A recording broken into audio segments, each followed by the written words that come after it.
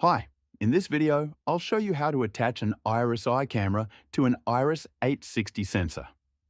The installation is pretty straightforward, but there are some key steps you'll need to get right. I highly recommend downloading and reading the Seen System Installation Guide. It provides much more detail than we'll cover here. First, let's go over what's in the camera box.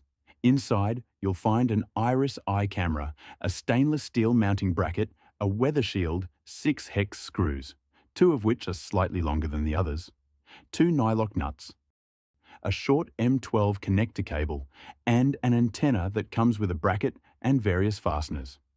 Now, let's take a quick look at the camera itself. On the front, the logo should always be in the top right. On the back, there are 2 M12 connectors, a small RF connector for the antenna cable, and a "This Way Up" sticker. Before starting, we first need to decide which side of the sensor we want to mount the camera on. It doesn't matter which side you choose, as long as there is space for it. Step 1 is to remove the 2 hex screws from the side of the sensor that the camera will be mounted on. These are no longer needed.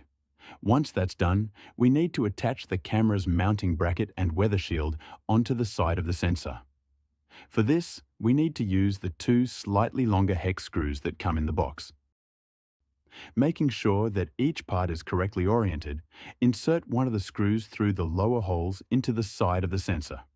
Screw all the way in, but don't tighten it yet. Using a screwdriver-type hex tool makes this step easier than using a regular Allen key. Now, make sure the top holes are aligned and insert the second screw. Once both screws are in, tighten each to around 10 Newton meters of torque, around 7 foot-pounds. In high vibration applications, it might also pay to use some Loctite or star washers. Next, we're going to connect the outside of the bracket to the weather shield using 2 M6 hex screws and nylock nuts. We'll need to use a 10mm ring spanner to hold the nylock nuts in place. Once that's done, we're ready to attach the camera. Check that the camera is the right way up. Note the "This Way Up" sticker, and check that the 2 M12 sockets are at the bottom. Hold the camera in position so its 2 mounting holes align with the holes in the bracket. Then use 2 M6 hex screws to attach the camera to the bracket. Tighten the screws to around 10 Newton meters of torque, around 7 foot-pounds. Now that the camera is physically attached to the sensor, the last step is to connect the cables. First, we need to remove the 5-pin power cable from the sensor and transfer it to the camera. The sensor's power cable goes into the camera's 5-pin power socket, which is the one on the left. Remember to slowly rotate the plug in the socket until you feel the alignment slots line up, then screw down the collar until it's finger tight. Next, take the short M12 connector cable and plug the 5-pin end into the sensor's now vacant power socket and the 8-pin end into the camera.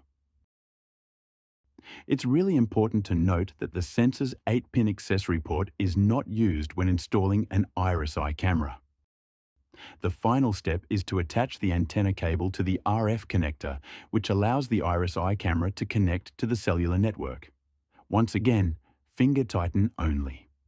To avoid potential interference, the antenna needs to be mounted upright and a minimum of 10 centimeters, about 4 inches, away from the Iris 860 sensor. Once the antenna has been attached, the installation is finished and is now ready for testing.